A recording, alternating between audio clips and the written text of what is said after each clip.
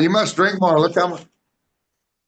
Well, all right, let's go. I was gonna- It Go is a ahead. Go privilege to ahead. have the Martlett brothers with me today. I'm gonna go ahead and begin, and I'm gonna Hey, ask you hey, guys. let me stop you for just a moment. Go It's ahead, Marlatt, not Martlett. Marlett. Just so you know. All right, fine. Okay. Start over. But it starts with an M and ends with a T. There we go. Yeah, this is true, brother. All right. Hey, guys, my first question for you as brothers is that how soon did you guys kind of figure out you guys doing in a band? How early did you guys determine this is going to happen? Eric, this is you. Tell the Well, helicopter story. yeah, should I? Well, it all started when I was 3. Yep.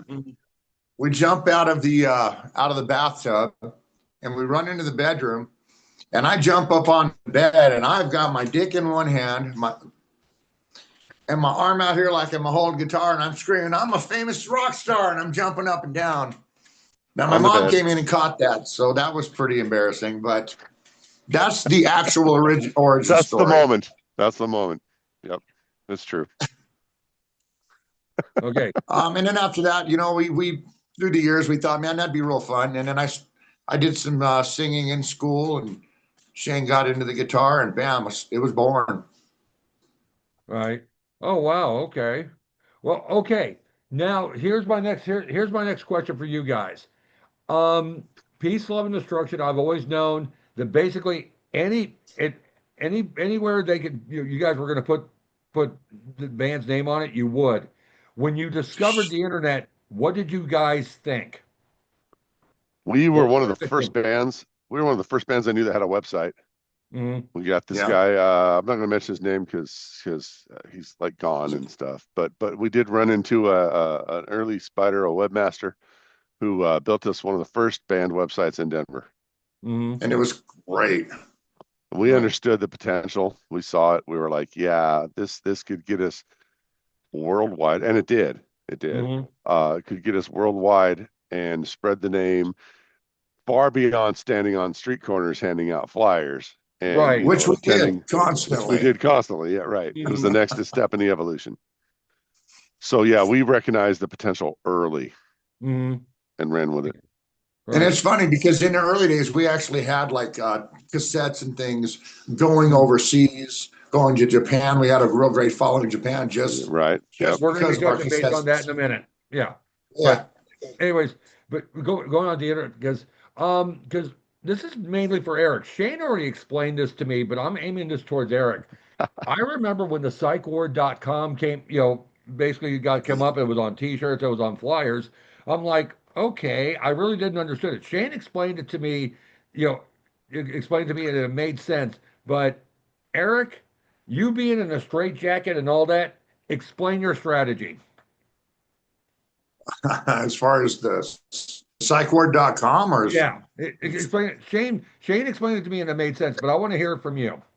let me be honest here. I'm what they call a Luddite.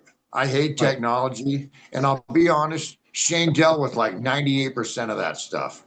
right, okay. I don't have a great story to go with that. But Shane does. Go ahead, but All right. So we needed a shtick, right? mm, And you and I discussed this at length before, right. but basically what happened is we understood that we needed kind of a thing, A Mm, brand. right? Beyond just the name and the logo, we needed. Oh, nice Eddie behind you, buddy. We needed a little more, and so we had the straight jacket, and we had our logo, our Eddie type figure, Nemo, that was drawn up for us, and it represented us on paper and on flyers. And we knew that we needed to push kind of that brand. And so we decided to go, since we were all crazy, you know, mm, we decided that we needed to go with kind of a lunatic thing. mm, And so we got our website, which of course was the psychward.com because we were right. all lunatics. And then we pushed it with the imagery of Nemo and with the straitjacket. And it was just fun to have Eric break out of the straitjacket during shows. And it was fun to have the website that pushed the psychward.com. We had, I used to do what do you call it? A newsletter, a monthly newsletter called The Rubber Room, where people could bounce their ideas off of us and give us their feedback. And we post that on the website. It was just a natural progression for something for our friends and fans and family to kind of join in. All the other inmates. Right. All the other inmates. That's right. Right. Okay. Yeah, And it was fantastic because people were leaving messages and really communicating with us through that. It was pretty early awesome. on. Yes, early on, Right. because we were able to get that instant feedback. Right. And Now, this rolls into my next thing because no one marketed it. No one marketed quite the same way Peace, Love, and Destruction went. Now, Shane, at the previous Zoom, you guys did buses to go to like Fort Collins shows, Colorado Springs shows. true. Is that right? How did that go about? Yeah, How did you guys? it was How did you amazing. guys conduct your business? You know, we got a hold of the venue and we said, hey, we want to bring 100 people to Fort Collins and hang out with you guys and do a show. And they said, hell, do it. Come on up. So we booked a couple buses. We met at Whiskey Bill's. 100 people climbed on 2 buses and each started partying on the way. We rolled in and it was pretty funny because the band walked in and there were a couple of people working at the bar. They're like, well, who the hell are these guys? Are they going to bring a crowd tonight? Oh, they're from Denver. They must suck, you know. And they were really kind of just over it all before it even started. Suddenly the buses unload and 100 people roll into this bar. And it was a freaking melee, dude. It was amazing. Right. You know, and again, I was going to say no one does it. So but the logistics of it, with the bus rental and all that and the cover, did you guys come out? Did you break even? Did you lose money? Did you make money? Well, how did it usually go for you guys? You know, What do you think? I think we made money on that, didn't we? I think we did. Well, it was not that difficult. Logistically, I've always been a planner, right? So I was able to. I had my wife at the time, Autumn. She did up Right. the flyers and she did up the laminates and it was just logistics. We had to figure, could we make enough money from the show? So we sold tickets. It was like $20 a pop. Right. Okay. And everybody got the laminate. They got the trip up. They got the trip back to Whiskey Bill's. There was kegs on the buses. We had 2 band members per bus, so we split it up. You got to hang with whoever you wanted to hang with. Eric had a bus with, I think, Jay, and I had the other bus with Woody. And oh my God, it was a melee. Eric's right. I think let's see, we had 100 people times 20. What's that? A couple $100? That would $1,000? be 2,000. Okay, right. So we were ahead of the game already because it was $5 to get in the bar, $100 for kegs. I mean, we made money. Right. Okay. But beyond that, we had our friends and our family and our fan base with us. So when we showed up at that bar, I don't even remember the name of the bar, one of the theaters in Fort Collins. And we showed up and like Eric said, they were like, oh, another Denver band. And we're like, hold up. We got people with us. And the bar owner was like, you brought 100 fucking people to the show from Denver? We're like, well, it's a small crowd. Sorry, we tried. Right. Pretty much. And Pretty much. let me tell you, it was a melee all the way up there. We had beer running up and down the floor of the bus. It cost us to clean those things because those guys are pigs. Dude. Right. One girl got so drunk she fucking fell off the bus face first and never did make it into the bar for the show, but she was happy. Right. Another one got so drunk she hung out with me in the back of the bus. Use your imagination. Oh, good Lord. Yeah. Right. And we had a captive. This is the fun part, though. We had a captive audience for an hour on the bus, right? Right. So we sold merchandise. We sold. Okay, who was it, Eric? Who was the ball draggers? Oh my God, I can't remember. We had 2 guys buy G-strings, like girl G-strings, and strip down to nothing, and put on the G-strings and run up and down the aisles of the bus, just hammered. But it was a G-string, so their nuts were hanging out one on each side. They were hanging brain on both sides. It was ridiculous. It was hilarious. Right. Yep. What a party. Okay. And we actually made a little bit of money. So that was fun. Did you? All right. All right. Now, okay. I would ask you, um, be, best venue in Denver, worst venue in Denver, best venue outside of Oh, Denver, shit. worst venue outside of Denver. Gentlemen, which ones? What are they? Eric, go. You tell us. I loved playing the Ogden. I Mm, loved playing the Ogden. That was one of my absolute favorite venues. The Gothic was fantastic. mm, The Bluebird, I have more stories with the Bluebird than any other venue, mm, but I'd say the Gothic was my favorite. But if you want to go local, like smaller venues, I was a fan of Whiskey Bill's. I was a fan of X Saloon. mm. I was a fan of. Oh my God, I don't really have a favorite, man. Okay, I don't now even have Eric, one I didn't like. all right, Eric, I'm gonna Shane and I talked about. I'm gonna talk to you. Whiskey Bill, if you remember the '90s and the early 2000s before Bill Terrell took it over, that was all Yeah. strictly cover club. So Yep. basically, the two of you Adonises come in. Carly's like, "Oh my God, the brothers are hot." You know, you managed to get your way in. How did you do it, Eric? Come on. Well, for starters, I was dating Carly at the time, so that helped. Honestly, Okay. my drummer and I, we lived in the area, so we hung out there all the time in the daytime. We'd go Uh-huh. do tree work and we'd come in, have a lunch, have a beer. And we just got to know the owners, got to know Carla real good. Mhm. And we're like, look, man, we can make you some money. I see Mhm. all you do is covers. We can make you some money. This was pre-Bill Terrell, by the way. Right, And I we can make remember. you some Right, money. Let's book us for an evening. Let's get some Typhoid Mary in here and let's right, fucking rock this place. So they gave us a shot. We busted it wide open. right, And that's after That that, was pretty pre-Bill Terrell. Yeah, you're right. right. Because absolutely. yeah, because no one could, only the only thing seemed to be you guys managed to crack the code that no one else could. Man, we Yeah. just hung out there on our personal time, and that Right, really went a long ways. And right, then we told them about the band. We dragged them out to see shows, and they were like, "Yeah, yeah, we can work with you guys. We can work with you." So really, right, just familiarity. right. Well, what about outside of Denver? Well, we did some Oh, touring up in Wyoming.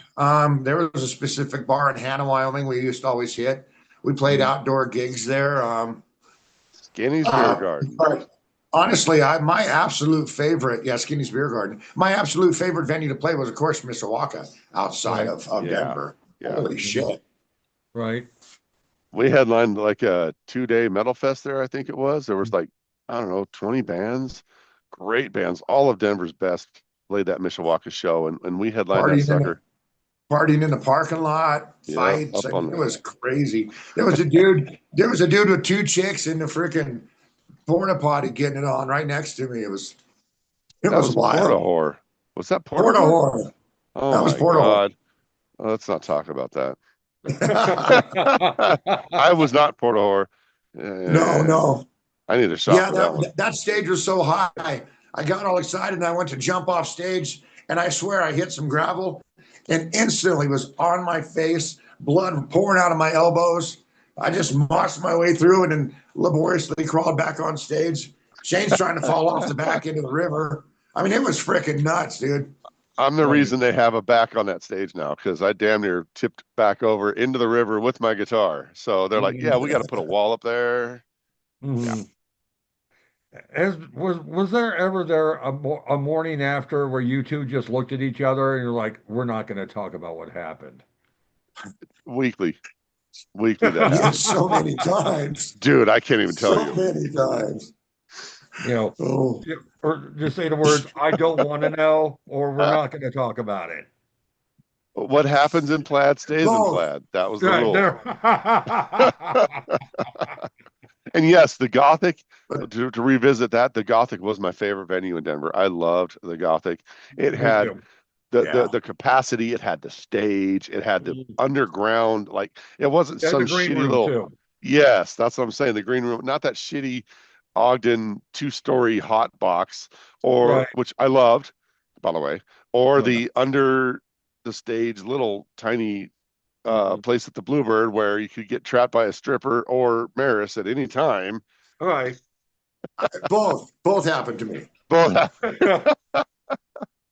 um, I did love the Gothic. However, one of my favorite shows was the first time we headlined the Bluebird, and I had never seen a line outside the venue around the block until that show. It blew my mind. It was humbling, man. We Mhm. got to walk along 150, maybe 200 people just waiting to get in. And I was like, oh my God, these people are here for us. Who the Slapping hell do they hands think and we slapping are? my ass. Yeah. I Yeah. was like, who do they think we are? We're not that good. But it was a great show. We were that good that night. Right. Okay. Well, all right. Um, I'm going to go ahead and shift this up a little bit. I'm going to ask the both of you. We're just going to play pretend. Let's say you're looking for a bass player and I called and I auditioned. What would be not necessarily pros and cons, the trade-off? What is the trade-off of playing with Peace, Love, and Destruction? What are the pros? What are the things that come with dealing with twin brothers? All What would right. that be? What would that be like? That's a good Well, question. we've got a solid power base between Shane and I. So it's actually I was going to say it's stable, but that's bullshit. Stable. What a liar. So we're pretty set in our ways. So that might be a con, but it might be a pro because we can propel things forward. Right. So, and the only real requirement at this time I would have is that you really kicked ass on the bass. I don't care how old you are, how you look anymore. Shit matters nothing to me. As long as I'm looking good. Right. Now, all right. Now you guys are one of the bands that has more of a presence on YouTube than other bands during this era that we're covering. And I can't help but notice that the bass players, you've had pick players, you've had finger style players, you've had you've got guys, stop and pick. It's like, did you have a preference on the guy, or you just want someone who can just stay in tune? What did you want? I wanted somebody that was beautiful, but that was not the point. It's just if you get up there and presence, hit 95% of the notes, that was good enough for me. Right. Okay. But in studio, that was different. Yeah. There you go. Say it. In studio, that was totally different. Right. Yeah, we had one bass player that was amazing on stage. We got studio, we couldn't use any of his stuff. Not a single piece. And we went through I don't know, 6 or 7 bass players. Right. Yeah, because Peace, Love, and Destruction, it's like you guys were the heavy metal version of U2. Yes, we were. Is that a fair assessment? It's fair. Going through band members or what? Yeah, well, okay. 2 very marketable band members. Insanely marketable band members. My wife and her friend thinks the both of you are like, oh my God. Thank you. Thank you. I was young, skinny, and hot, man. You're still looking good today, brother. Right. Just thank you, brother. Well, because also just remind, it's just like the marketability of U2. I'm really shocked. It's like, how come more labels didn't take notice? I want to know why. Let me. I got 2 reasons. Go ahead, Eric. Go ahead. Well, first of all, we went through 18 other band members in our career. Jesus, every time we started climbing up to do something big, we'd get kicked in the balls, lose a member or two, and have to spend the next 6 months doing it again. Yep, that really messed us up. So that was one. Yeah, go ahead, Shane. Eric's exactly correct. By the time we were ready to hit a tour or do a label showcase, we were having to hire another motherfucker and retrain him. And let me tell you, that was my job, and my job sucked because Eric's a goddamn vocalist and Shane is the trainer. I had to train drummers, bass players, guitar players. It was awesome. I know it was awesome, but it took time. And it was always a time suck, right? Okay. So we tell them about Whiskey Bills. Which part about Whiskey Bills? Jesus. Sony Records. Oh my God! So Sony came and checked us out. I don't remember that one actually. I remember Epic. We played like a band showcase. There were like 7 different labels there. And we get off the stage and we killed it, dude. We had 100 people in the middle of the day. We had an amazing show.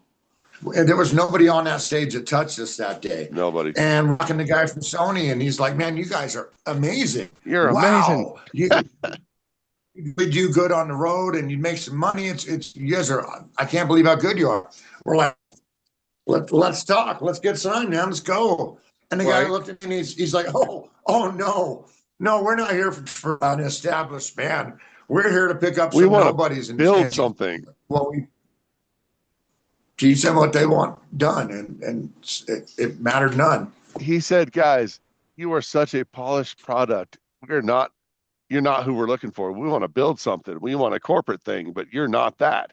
You're already Right. there. You need to find the Right. right label for where you're at. And we're like, well, we were hoping you would be. They're like, Right. no. Now It was a little frustrating.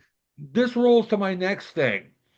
I remember in a Throw Culture magazine interview, you said you guys had a fan base in Asia and Yes. with the psychboard.com. And did you guys literally go to Asia, or how did this all go about? All right. We're gonna have to dispel a myth today. Right.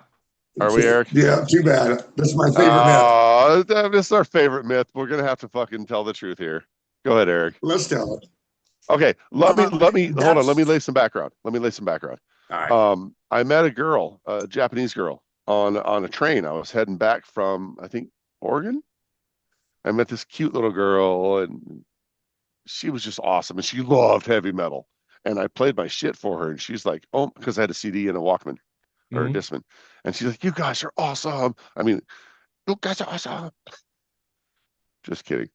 No, she was really cool, really sweet, and she took us back to Japan. Mhm. Okay, the story is that we played in Japan, Mhm. but the truth is we never actually made that journey.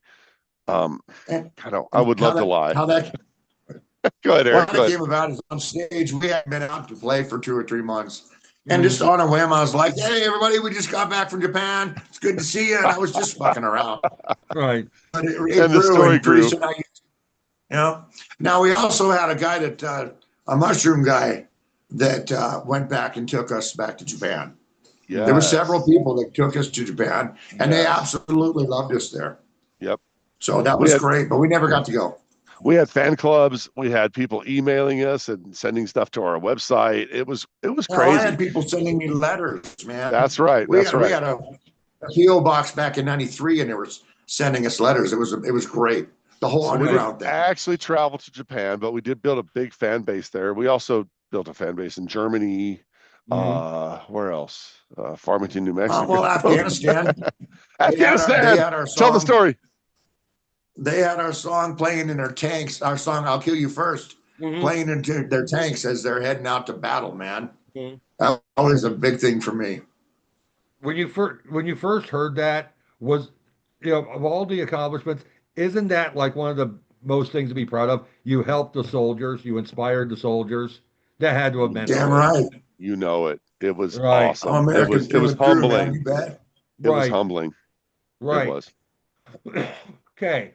Again, you guys can say a lot of things a lot of artists can't over 30 years. One of the things I created this archive, and you guys are in a great position to know. Through the 90s and through the 2000s, and camera phones and social media took over, you guys played well into the 2000s and the 2010s. What has camera Yeah. phones and social media done to the live music experience? Oh, To me, geez. all they did is take the lighters away. That's all. The lighters. The lighters. Now it's just cell phones. Right. Now, what what No. what what about promotion? What about personal touch? What about talking to the Okay. interaction with the fans? Let's get dirty here. Right. Okay. You want to know how we built our fan base and how we got to the level that we did. And I Right. hear the question. You and I have talked about this. Right. And the honest answer here is it actually took the personal touch away a little bit because Hmm. back in the day, back in the 90s, the early 90s, when we first started, Hmm. our thing Okay. was to reach out to I don't call them fan base because they're friends and family. Okay. Right. Our Fellow people that love inmates. fellow inmates, exactly what Eric just said, the fellow inmates in the psych ward. Right.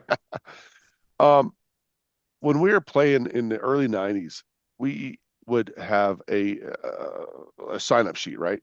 And at Hmm. the end of the show, everybody would give us their name, email, even if they had one, or their Mhm. phone number, and we would, before every show, every band member would have, and this was back when we had 5 members instead of 4. Everybody would get 100 names to call, and we would call everybody. Hey, guess what? Every one Guess of what, them. Robin? We're doing a show. Come see us. And people loved that personal touch. That was the key to it all, was the Mhm. personal touch. That's Right. why we had such a big crowd, because Right. we would call them And all personally.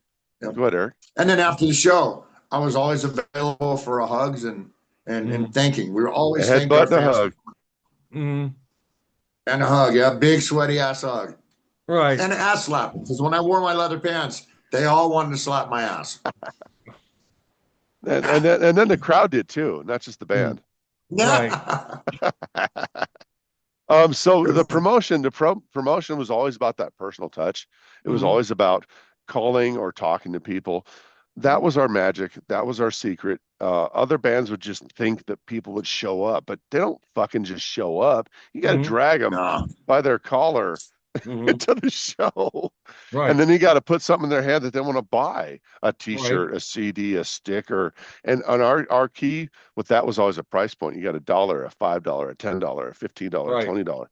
Right. That way they could, if whatever they had, they would spend on the merch. We sold a shit ton of merch, Mhm. just because we had it available. A lot of bands didn't, but I learned from Kiss, man. Gene and Paul taught me everything about putting your logo on shit. We had matchbooks, lighters, condoms. I mean, freaking Mhm. everything. Everything. Oh, that rolls on my next thing. What you guys had a you had a manage you had managers. What did they do and how much did they cost you? Shane will know that. That's a good question. We had ESPM, Entertainment and Sports Management Group. Okay, in the early days, Eric represented us.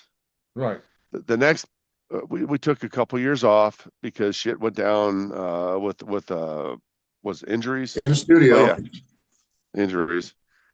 So Oh, you mean when our drummer broke his back? when a drummer broke his back, When our right? drummer broke his back and played 5 shows with the broke. Yeah. Yeah, Woody's the most metal son of a bitch I ever met, for real. Mhm. Yeah. So what happened is at some point I decided I needed help. And so we got Christopher Hopkins into, represented us with ESPM Group. And what that did is it actually enabled me to focus on the music side and not be the son of a bitch representing us to the labels, to the Mhm. promoters, to the bars, to Right. that's a lot of work, man. Right. All the shit I did was a lot of work, and it was awesome. Mhm. I And loved with every minute of it. But having a manager really took that level down so that I could actually focus on the craft as opposed to focusing Sure. on the deets, right? Right. and Um, it also really that's when we started building an entourage that was pretty massive for several years. Right. It yes. was pretty wild. Now we'd walk in with 20 people Right. everywhere we went. And that was Right. just the crew, Right. the roadies, the extras on stage, the stage builders. I mean, Security for the chicks. Right. security. You know Right. how you know why we had to get security, right? Did you hear that story? No, go. All right, Do it. so we're at the Gothic, and okay, this is right before we got kind of to a level that was just beyond what we had been at. And Eric's on stage, and there's a good sized crowd, not huge, but a good sized crowd. And there's this girl coming up to the front of the stage, and she's calling Eric down. Of course, Eric's going to interact because that's what he does. He's the front man. This bitch pulls out a beer bottle and tries to smack him in the fucking head with a beer bottle. Eric's like, whoa, he backs off. Then she throws the bottle at him. And I'm like, can somebody grab this asshole? There was nobody there to grab that asshole. Right. We never did a show again without security because Right. she tried to Okay. kill my bass player, or excuse me, tried to kill my singer on stage. Right. Now, okay, in that respect though, if all right, if some guy messed with one, they messed with both, didn't they? They messed with all. You couldn't Pretty touch Yeah. any much. of us. Yeah, they messed with Pretty all of much. you. Yeah.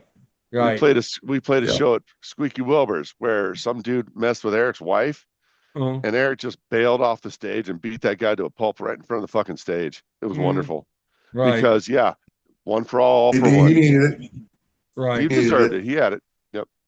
Yeah, Hey, can I tell a Whiskey Bill story real quick? hey, do it. We're we're open for LA Guns at Whiskey Bill's. Mhm. This is the Bill Terrell era, Right. and it is packed. I mean, there was standing room only. So I bust my way through to the bathroom. This is where we go on stage. And as I'm heading into the bathroom, I hear behind me this guy say, "Hey, that guy fucked my." I didn't pay any attention. I kept on going. Well, Wait, you cut out. What'd you say? With me. Wait, you cut out. What'd you say? I said, "Hey," the guy said, "Hey, that guy fucked my wife." Okay. He gets in the bed and he says, "Hey, fuck my wife." I said, "No, I didn't." He says, "Yeah, you remember it was so and so." I'm like, "Oh, sorry about that." And he was really cool. He's like, "No, don't worry about it. We were on a break, but I'll tell you what, man, crazy." And I did fuck his wife. Hey, you know what? All right. This rolls into another thing. It's like it's one thing to lose to other people. To lose a woman to you guys, I thought was perfectly okay. It was I know the story. It was fine. I was okay with it because you know what? It's like now, Eric, you knew about the Shaw Turner situation, right? Yeah, you bet. Yeah, and it's like I didn't the way I saw it, and I learned after the fact. It's like okay, Shaw didn't go out with me, but she went out with Shane. She had taste. She actually hung out with Eric too. Oh, did you? It's a true story. Yep. I wasn't going to say anything. She was a lovely lady. Yes, She was a lovely lady. Yep. Yeah, so it's just like she may not have ridden my Jeep, but she rode in your Cadillac. That's totally cool with me. You definitely cruised in my van. Yeah, well, exactly. And let me tell you, at the jam, if you brought your lady, you better bring her friend too. Mm. You had to have an offering. Yep. How often did that happen? Which part? Bringing an offering, walking out alone. That's what he meant, the walking out alone. That's why we didn't say shit just now.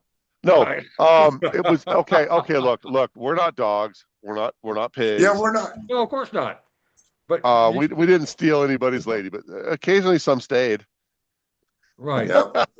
The truth was, it was more of a.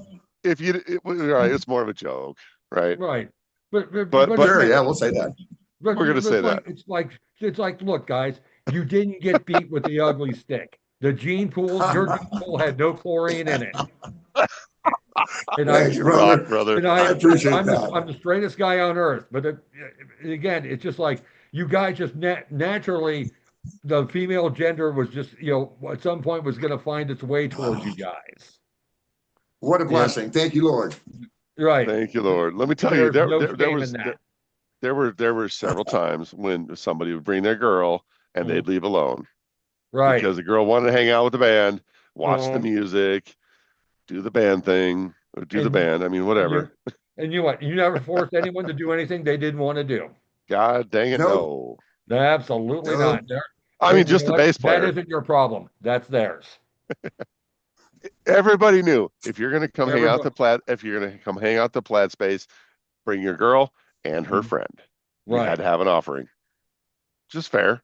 It's not stupid. It's not brain surgery.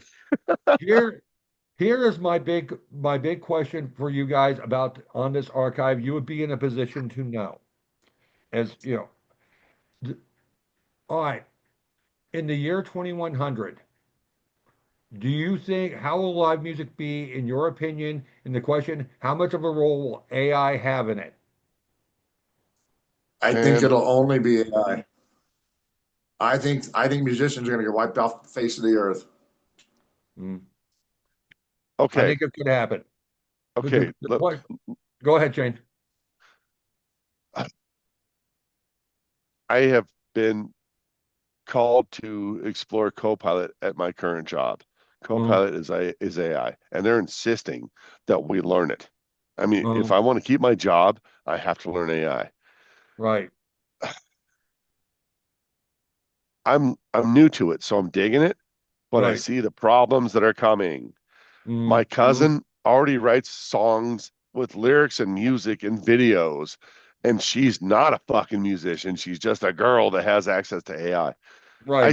I think that live music, and I think that the artist integrity, and I think that the artist involvement is just about to be gone, and that scares me and saddens me. Now, And that yet, being said, I think right now it's a great tool for getting your ideas to fruition. I do. I agree. I just think in 2021 or whatever, it's 2100. Right. We're toast. All right. Now, I'm going to ask you an honest opinion, just a view, because music is great. It's the people that make it difficult. You know, Yeah, man. right. If you managed, if you were able to get an AI drummer and an AI bassist, and they just did everything you said, would you seriously simply say this is a feasible option? We'll do it. I never I even would write considered music that way. Oh my I would God, write music that way. I wouldn't just perform fucked my that way, head. but I would write music.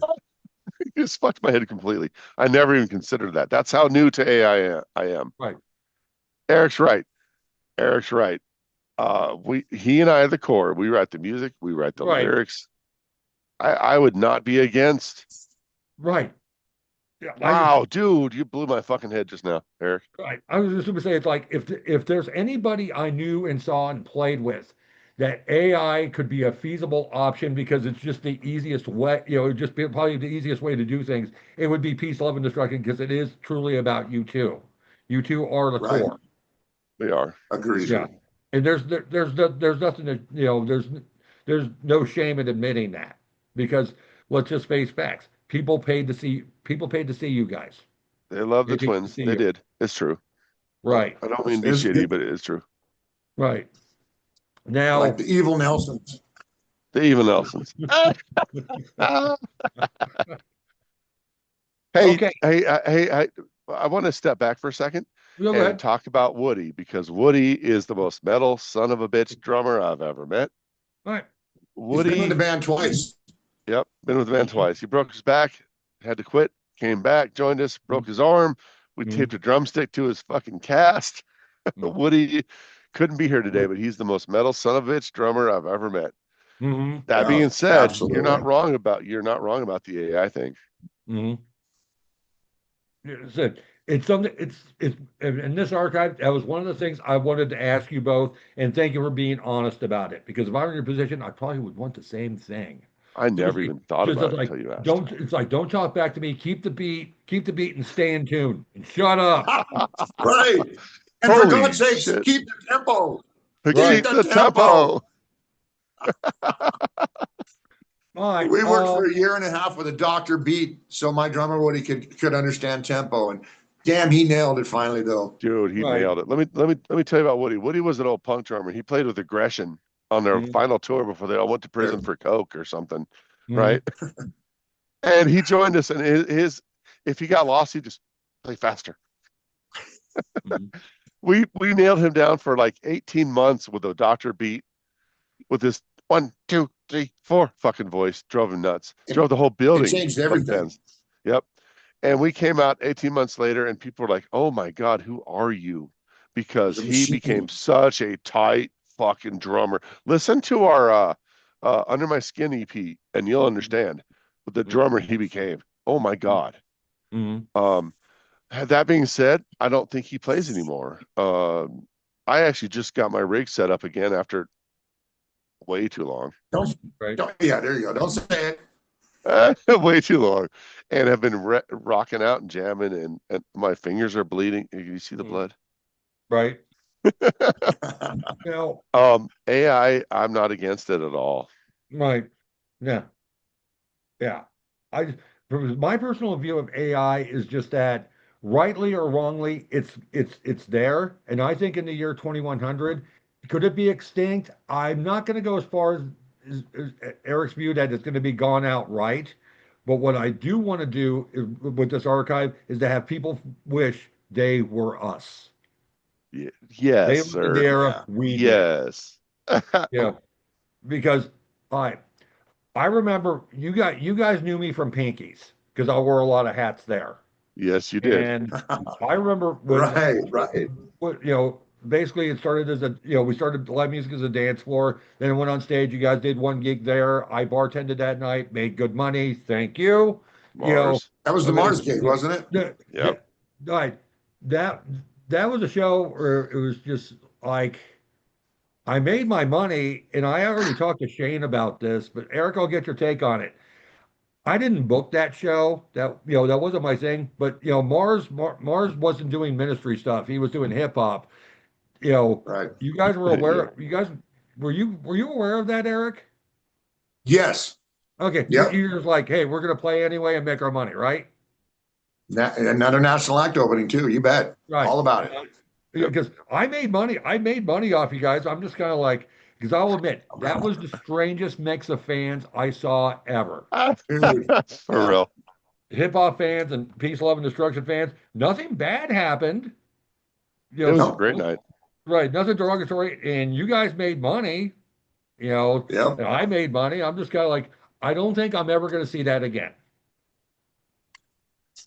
Things actually, I would disagree with that. Things are so much more mishmash now, and genres intermix. I think that was like kind of a cutting edge moment, actually. Okay. Um, I would do any of those shows again. Mars Okay. was fun. They rocked it. They brought the people. We brought our people. Sure. We could have had more mixture because our people saw us play and then they bailed Right. because that's how we That was rolled. that's how they roll. That's how they Right. rolled, right? But honestly, I would play another show with Mars. They rocked, dude. They were fucking awesome. Yeah. It was a great night. That I had a good time and no one got harmed. It was just one of those things. It was just like it was a very, very It unusual was thing that no, and it said no one got harmed. No one lost money. No one did no, anything. But it was just like I'm gonna buy I should have bought a lottery ticket, and I would have won something. Odds of that probably. happening were rare. We sold a fuck ton of well, we built it as we were opening for the guitar player for ministry or whatever the hell it Mhm. was. But we didn't Right, understand. We actually didn't understand right, who they were until right, that night, and we right. still had Because a great night. because at the time, there was a good acquaintanceship between us, but it wasn't one of those situations I was calling you and be like, "Are you guys aware of what's going on? You guys were grown adults with management, and you're just like, okay, go We're ahead." we're in. We're in. Johnny Right, on the spot, buddy. Dude, we did a right. Christmas show once. We got called on Christmas Day from the Wooden Nickel. Hey, can you guys play? And I browbeat my band to go play on Christmas Day evening. And those And we sons of did bitches gave us $7. we didn't negotiate a price. We just like, yeah, we'll play. They gave us the Johnny Right, on the door. spot. We got you. right. $7. $7. How many people were at that show? The Like door was $3.50, so two. Oh, two, Some shit wow. like that. maybe Right, three. I don't know. It was Maybe ridiculous. three. right. I think some of my band That was members early. never forgave me for that. No, Mhm. And that Brian was and first Craig. year. Yeah, That Brian was and probably Craig. that was probably Christmas of '93. 93 or Mhm. 94. Yeah, somewhere in there. Right. No, man, we would play anytime, anywhere for any money. We didn't give a shit. I Mhm. mean, obviously later in our career, we got much more discerning, but a Right. young, hungry band has to get out there and gig, man. Mhm. Get your name Right. out there, get your people there. That's what we did. We weren't afraid to dig deep and man, we played two shows in a day sometimes. We didn't give a Mhm. shit. If there Right. was a show available, we played it. If it was Christmas Mhm. Day at the Wood Nickel for $7, guess what? We played it. Right. Okay. If there's all right, to sum up the 30 years you guys had together, if there was one thing that you're the most proud of, it would be what? Eric, we'll start with you. Wow, that's a question that I should have researched. Yep. I'm Come proud on, that dummy. Shane and I, I'm proud that Shane and I, through much tumultuous times, so much upheaval, Mhm. that we kept it together. And when we exploded, we brought it back together. Mhm. And we climbed and we climbed. And I mean, we did everything we wanted to do, except we didn't Get tour rich. enough. Really Yeah, we didn't didn't tour get enough. rich. But as far as very few local bands I feel or underground bands get to the level that we got unless Mhm. they take it further. Right. So I'm Shane, happy with the music we put out, and I'm happy with the presence we created. right. Personally, just my perspective, I had a brother that he died 9 years ago, and him and I were, met very, very metal. And you know, I played bass. He tried playing drums. It didn't stick, but I always wanted to do metal with my brother, and I was always jealous of the both of you. Oh, I'm sorry about your loss, brother. That's heartbreaking, brother. Right. Thank you. But I was just going to say, it's like, I can only imagine the bond between the both of you. If you got time, man, it had to be something money can't buy it. And just with every piece of adversity overcoming, I can only imagine how the both of you, just journey what it meant. It's a love-hate thing, man. We put each other through walls occasionally. Well, True. that's brothers do that. Exactly. Well, brothers. here's the funny thing. Back in '92, I lived in Nevada, and I actually tried out for a band called Dexter. Fantastic, amazing band. You cut out. Who was it? I was saying, back in '92, I lived in Nevada, and I tried out for a band in Reno called Dexter Sinister, and they were amazing. They blew me away, and they wanted this high-pitched scream guy, and I came in and I didn't do that. I gave them that low growl, and they were like, "That's not what we were looking for, but we want you." So a week before I was supposed to move there, Shane says, "Hey, Reno, come to Colorado. Let's start this band." And so I called Sinister and said, "Sorry, guys, got to go." Mm-hmm. And went to Denver, and then right away we started jamming. Right. Okay. And then it was that double powerhouse the whole time. What was the question? I want to answer it. What was the question? Even some of the ladies got to experience the powerhouse. The biggest question, Shane, is just that in the 30 years of you two having together, is like, what was the biggest reward for you? And I know it's a big question, but that really is. Yeah, but it's just like, I just can only imagine it's like the bond you two have. And let me tell you, being a twin, okay, being a brother is one thing. Being a twin is a different level. People all my life they've asked me, what's it like being a twin? And I'm like, well, what's it like not being a twin? Right. I don't know how to answer that. Right. But here I had somebody who understood me on a level that is not understandable. Mm-hmm. Okay, you said your brother. That's awesome, and I wish that would have worked out for you a little more. I'm sorry for your loss. Right? No, of course not. No, it wasn't like I was dealing with my other brother. I'm dealing with the guy that shares DNA. Mm-hmm. And here's the part I loved about the whole thing. Here's the best part. We didn't have to rebuild whenever a drummer or a bass player or even a guitar player would leave. We just trained a new guy. Right. Which I know that sounds shitty, and I don't mean it shitty. No. Eric wrote the lyrics, and he sang. I wrote the music, and I sang. Right. We shared those duties, and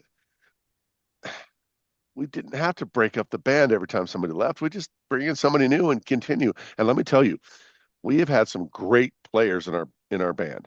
Right. We had Tony Casares, who I don't really like as a person. No, I'm not trying to talk shit. It's just Tony's Tony. But man, he brought some good licks to the band, man. Sure. And same with Jay Haven. Jay Haven's a great guy, by the way. I love Jay Haven. Mm-hmm. I know he's supposed to be here today. He brought some riffs and some songs, and we have taken Ace Hess. Every band member yeah, go ahead, Eric. Every band member that's ever with us left a part of their DNA in our music. That's right. Right. Some of our best songs are from some of the past players that left a piece of themselves with us, and I love them for every one of them. Eric and I were able to just continue chugging along. We didn't have to break up the band every time somebody left. We just hire a new guy and keep jamming. And it was an amazing 30 years because of that. Right. It's one of those unique dynamics. It's one thing to be siblings. It's another thing to be twins. Yes. Yeah. And I've always just wondered, be like, what's the it's like it's such a factor. There's its ebbs and its flows and its pros and its cons. But I like to think basically everything the trade off was worth it, and then some. I would like to think. Agreed. Yeah. Absolutely. Right. I want to say the names Craig Gray and Brian. What was Brian's last name? Brian Conway. Just because they are our starter band. I mean, they were the fucking shit. You better mention Kenny Heil too. Then Kenny Heil. There we go. Let's bring in the names that mean the early stuff. Okay. But you're right. You're right. The whole twin thing was our magic. It really was. We were able to connect to our crowd. We were able to connect to our people, and man, our crowd. Nobody in Denver has a crowd like we did, dude. Nobody. No, they didn't. Nobody. No, they didn't. Why do Our you think fans I and our wanted you as friends. part of this archive? You guys had a unique thing. Yes, sir. It was not like anything else. Nope. And we're gonna last part we're gonna have on recording. Maris the Great eventually killed you guys. Yes, he It did. took a while, but 20 We years. ran for a long time. but it took a while. We'll get to that part momentarily. But when he first came out into the scene, your initial reaction was what? Shane, we'll start with you. With Maris? Yes, Okay. initial thought. Okay. I always went by the name Shane the Great. Right? That's who I called myself. It was dumb, but whatever. Yeah. I got an email that said all it said was Maris the Great. I'm like, who the fuck is this asshole? He's taking my name. So I pinged him back. Shane the Great. Maris the Great. I'm like, oh, I think I've been usurped. So I reached out to him. I'm like, who are you, dude? I am, Maris. I am blah. I'm gonna kill your band. I'm like, go fuck yourself, psycho. Scared me. He really, really wanted to fuck our bass player too. He used to chase our bass player around. We had to, on our laminate, we would have to have a picture. Okay, we had the laminate for the show, and on the backside, we have a picture of a vagina taped to it. And we'd show it to him. He'd be like, Right. And he would approach my bass player and say, your hole is my goal. Oh, oh Lord. I love Maris. Because you guys weren't his type. No, he doesn't like bears, and I'm a bear, apparently. Right. I don't know. He likes bald dudes. Yeah, bald, sexy, skinny boys, and Right. That's not me. Right. And so that doesn't apply. That didn't apply to any of us. But No. Eric, Shane got it. That was your first impression. Eric, what was yours? My first impression was I loved him immediately. Right. He was so into his character. He was so deep into his character that you couldn't tell anything else about him. He was Maris the Great. That's and right. I loved that. I loved that he would pursue us from show to show. The vagina thing was the, get back, Maris. That was so fun. The gay thing didn't even bother me, and I wasn't really receptive at that time either. I just like whatever. Right. I enjoyed Maris all through all of it. I loved being killed by him. Right. That was crazy. He was so fun to party with. Now, okay. So fun. Right. Now, you guys, also my vocalist and my drummer back in Depth Charge were very fond of their Second Amendment rights. Yeah. You guys are the same. When you and Maris did that kill thing and you guys did a shotgun blast through him, how did that go? Right? How did that It was awesome. Great. He came to us with the project already planned in his mind. He knew what he wanted. He wanted us to act like badasses and cock the guns. He wanted us to have pictures, shooting the guns. He did the whole through him. Oh, man, Maris is a genius, dude. Yeah. Mm-hmm. Well, He had his shit figured out. Go ahead, Eric. we show up for this photo shoot, and immediately Maris is like, one of you has to get naked. And all the band, they all look to me. Everybody looks at Eric. So I had to act. I had to get naked and do a shower scene. Maris reaches in and grabs my nuts. Although, to be fair, it was actually my girlfriend with Maris's hand. So it wasn't really Maris. Hey, I had to get naked in front of everybody and do the scene. And I was down. Maris was a professional, man. He did not cross any boundaries. Dude, that guy has his shit together. I love Maris, man. Right. Yep. Well, you weren't lying in the bed while he was eating. You weren't lying in bed while he was eating guts either. I wasn't, but I saw the video. That's all I got to say about that. Okay. I'm just kidding. Okay. I'm just kidding. All right, we're going to go ahead and wrap this up. I'm going to get a final thought from the both of you. Eric, you start. Final Wait, thought. wait. Don't we have like 3 more hours? No, Just hey, kidding, you know buddy. what? For as much as that is, but I do, we do have things going on. Just give me a final thought. We're gonna press record, and I got a couple more things to say. We'll share. Well, first of all, I'd like to thank you, my friend, Mm. for doing this. This is a vital service that the world needs to experience. Also, I'd like to tell you, I fucking loved Depth Charge. You guys were one of my Yes. favorites. Yes. Yes, Oh, sir. thank you. I haven't We're told you flattered. Thank that, you. but I need, absolutely. The Denver scene was amazing. The people involved were amazing. I couldn't have lived more of a life that I wanted to than I did. It was Right. exactly what I needed for my life. So that'd be my last thought. Right. Shane, what about you? Eric, that was beautiful, brother. I agree. I agree. Um, man, I appreciate you, brother Ty, more than you know. I have to sneeze. Damn it. Wait. Man, all this stuff needs to be recorded because otherwise it's just a piece of history that never existed if people can't hear it or watch it or view it or understand it. Our music scene was a piece of just reality that was a wonderful thing. Oh man, Depth Charge. You got what? Go ahead, buddy. I Sorry. just wanted to let you know because Barb Dye has joined our project, and Love her. she's Nice. kind of pointing me in the right direction.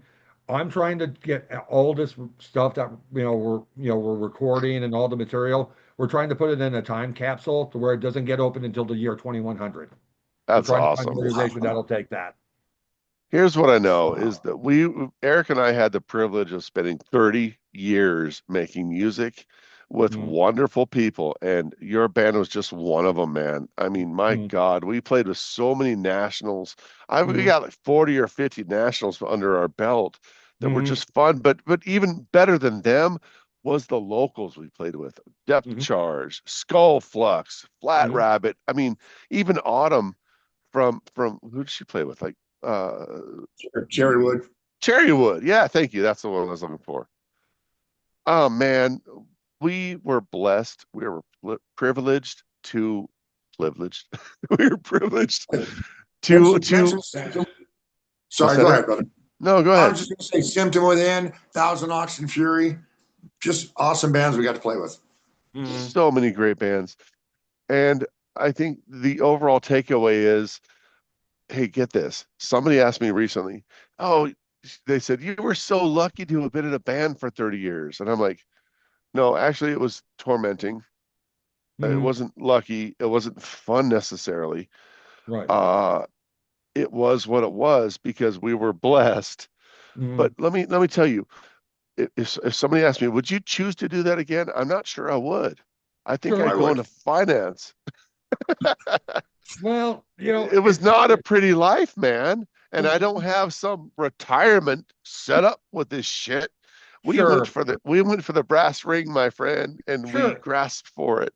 right. But And all, the memories I have to pass on to my family, to my friends, to my people are unbelievable. And this, what you're doing right here, uh, this is what it's all about, buddy. right, Yeah. Right here. right.